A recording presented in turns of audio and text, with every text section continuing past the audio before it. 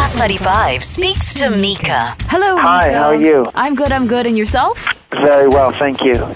So when did you first become interested in music?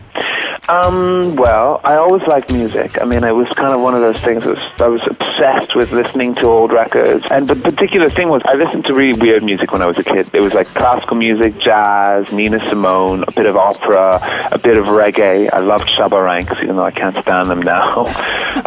And then I went to school in London, and I got kicked out of school. I was expelled because I had a lot of problems reading and writing. I was very dyslexic.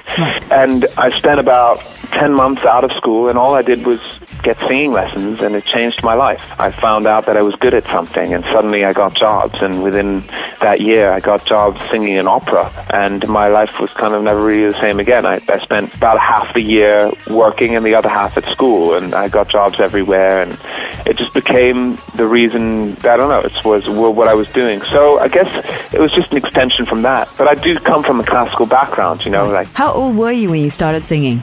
11. Wow. Professionally at 11. No intentions back then even to sing like Shabba Ranks or something? Was it always classical? No.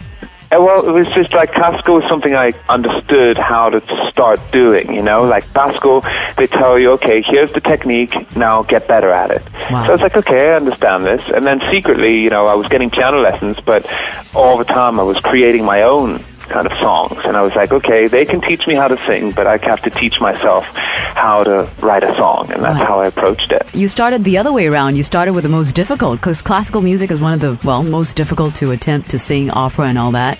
Then you slowly went to pop instead. So you did things the other way around, which is awesome. I guess it was a bit of a weird way to do it. It's just kind of, I was lucky because that's how I fell into it.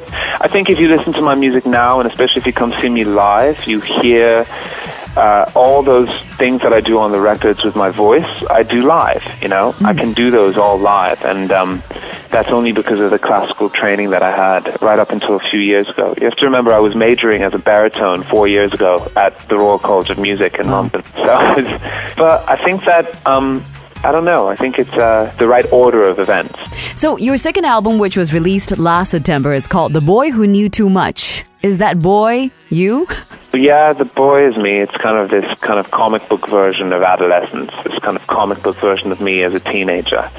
And yeah, it's me. The title is a reference to Hitchcock, and there's a lot of cinematic references on the album.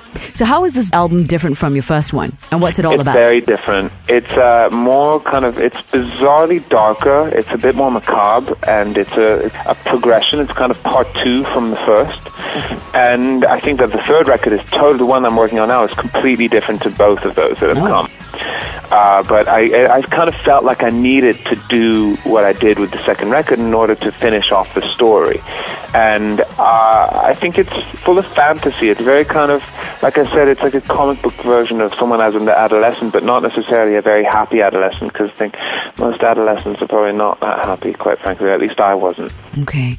Now, which is your favorite track on the album for this second one? The one that's most personal for you? There's a song called Toy Boy that I love, which sounds like Patti Page, you know? It sounds like a vintage record. And sometimes I kind of sit there and I'm like, okay, I've written songs about, like, there's a lot of gothic fairy tales on this new record. And they're very strange little stories about, like, a doll telling you his life and how he's been traded from owner to owner, and he falls in love with owners, but they resent him, and then he ends up, you know, being turned into a voodoo doll and living in a cupboard. And that's the story that's a song called Toy Boy. And I'm sitting there thinking, okay, this record sold about 1.5 million around the world. It may end up at 2 million.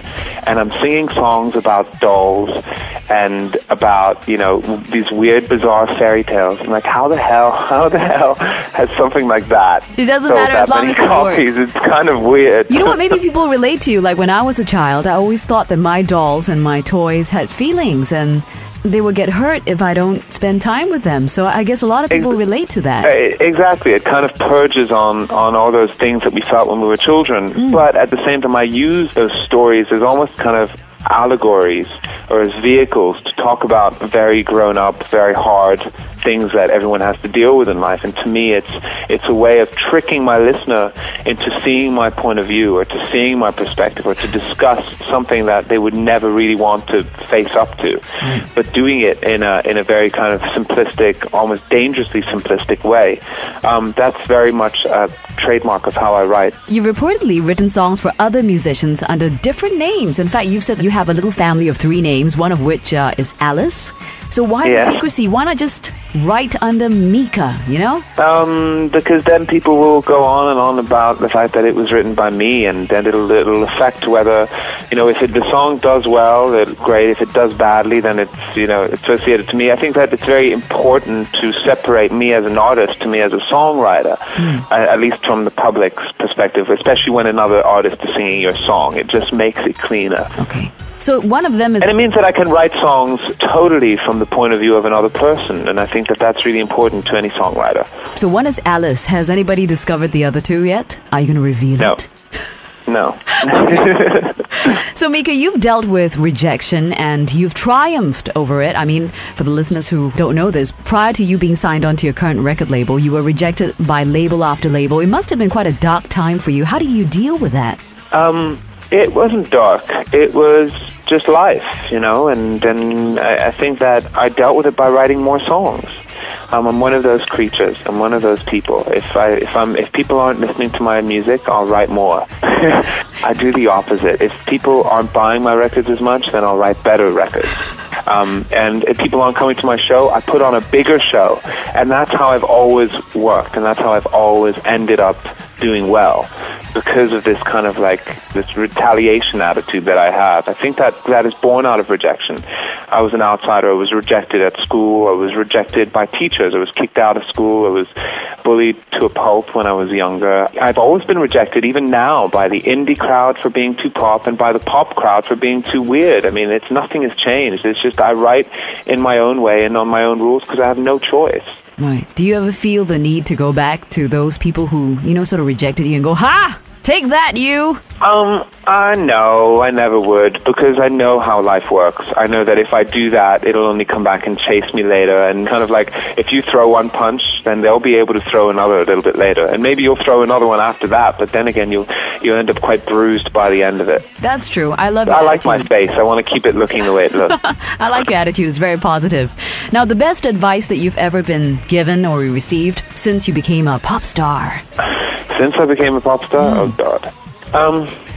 I think, honestly, some of the best advice that I've gotten is just to make every decision as if it's your last one, and that will always help you when it comes to figuring out if you regret anything that you have done in the past. And I think that's massively important. It's a very Sufi attitude, I think. Live every day as if it's your last. But it's hard to do if you think about it. To do it every day will be hard, but it does put things into perspective when you think of it that way.